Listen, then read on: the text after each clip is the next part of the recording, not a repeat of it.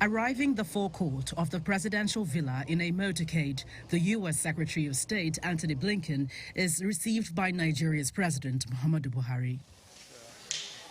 The U.S. top diplomat is on a three-nation tour in Africa, and Nigeria is his second stop after Kenya. The burning issue of security and possible assistance, among other issues, are central at discussions held behind closed doors. During the hour-long conversation, the globally recognized End SARS protest also came to the fore, prompting a reaction by the president. In a statement issued afterwards by the special advisor to the president on media and publicity, the president declared that he would wait for steps taken by states and allow the system to work. He says he will wait for their reaction and not impose ideas on them.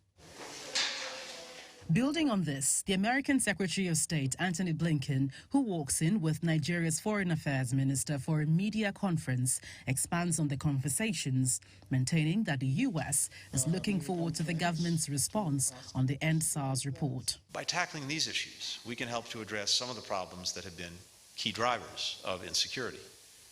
To that end, let me say that we welcome the conclusion of the investigation by the independent of inquiry established by the Lagos state government to look into the events that took place near Lekki toll gate in Lagos in October of 2020. This, of course, was amidst the End SARS protests, including the killings and other alleged abuses by the security forces. Against the backdrop of the recently procured A-29 Super Tucanos, the top U.S. diplomat is more concerned about building capacity and human rights.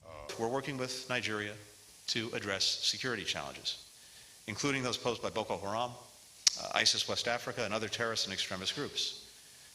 In meetings with the President, with the Vice President, with the Foreign Minister, we discussed the importance of a comprehensive approach that builds effective security forces, addresses the underlying drivers of extremism, and respects Nigerians' basic human rights. Nigeria's Foreign Affairs Minister further buttresses views by Blinken, who tells journalists that partnership with Nigeria is not about wielding more influence than China. We have wonderful relations with the U.S. and we have wonderful relations with China, economic relations, and it'll just be on an ad hoc basis and based on the interests of Nigeria, not on the interests of China or the interests of the U.S.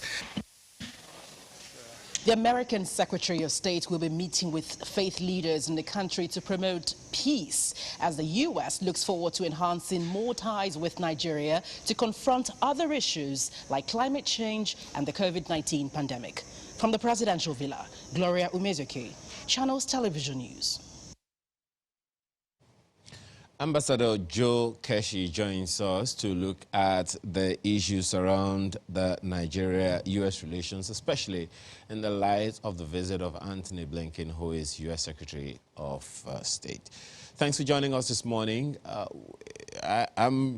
Question that comes first to my mind is, for you, what stands out in this visit for Nigeria?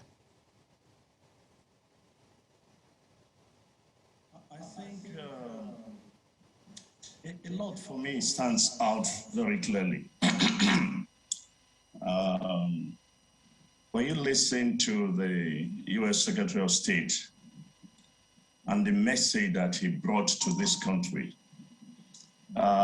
we are dealing with the issues of relations between the United States, but I think that we should look at that speech again and see that he came in here to deliver a message to us as a country and as a people, that despite the internal contradictions of this country, despite all the challenges we have in this country, that the world looks on to Nigeria and indeed to Africa to be part of the global conversation, to be part of countries that are solving some global issues, that they see Nigeria as an important country. It reminds me of, the early days of Nigeria's independence, when the world expected so much. There was so much promises about this country. And I think for me, that was a central message that must not be lost on us. The world expects so much from us. And this is very, very important And he went on to, just like your reporter was saying, how we need to begin to focus on the drivers of insecurity, the drivers of poverty and underdevelopment, because these are some of the issues that has, you want to put it, that has probably lowered the importance of Nigeria on the global stage. That's quite significant, the issues that you have highlighted there. The question that comes to mind again is, does Nigeria, from what you know and where we are now, see herself as significant a nation, given the internal divisions, a lot of conflict even among, some agencies, ministries, departments, and all of that. Do you see us working towards that unity and strength? Not really, a lot has happened over the last couple of years. We have in some areas a broken system. I'm not too sure that people, these days connect being in government and also acting in order to promote, the image of Nigeria and, the national interests of this country. And so this is why you find that anytime anybody comes in here, they give us they give us a lot of lectures about, what to do and what not to do and the rest of it. But if we had done the things that were expected of us, if we had, over the last couple of years, I don't think we'd be in this very sorry, state.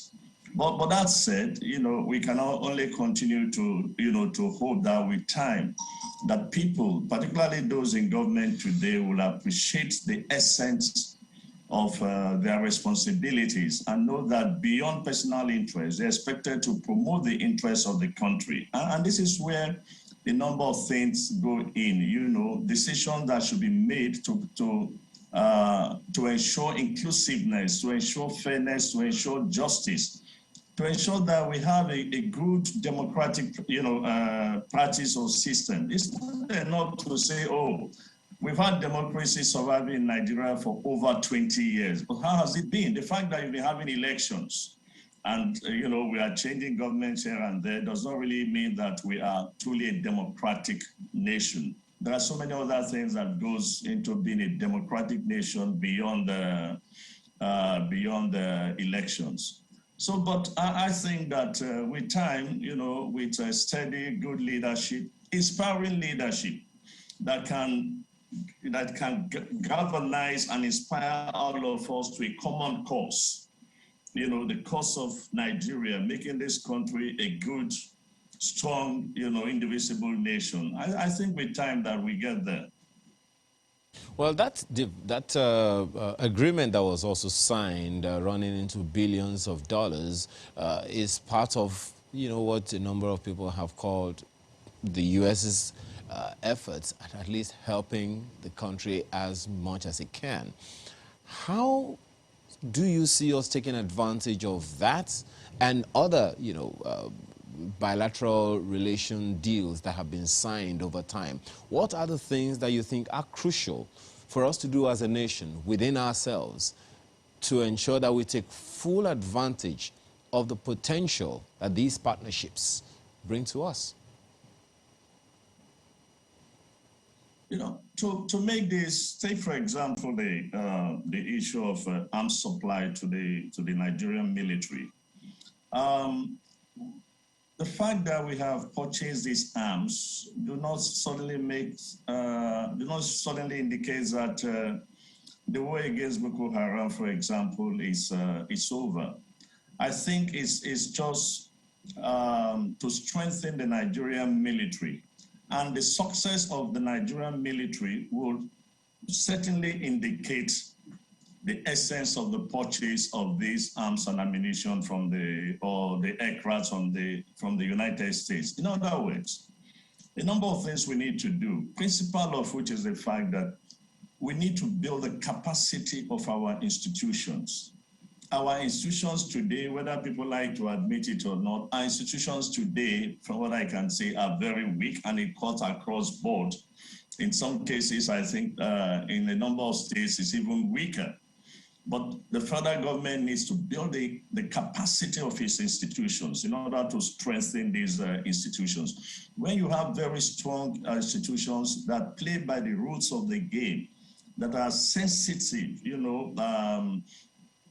to the people's concern, that are prepared to actualize the national interest, I think you begin to see a lot of changes. And look, and this takes a lot of work.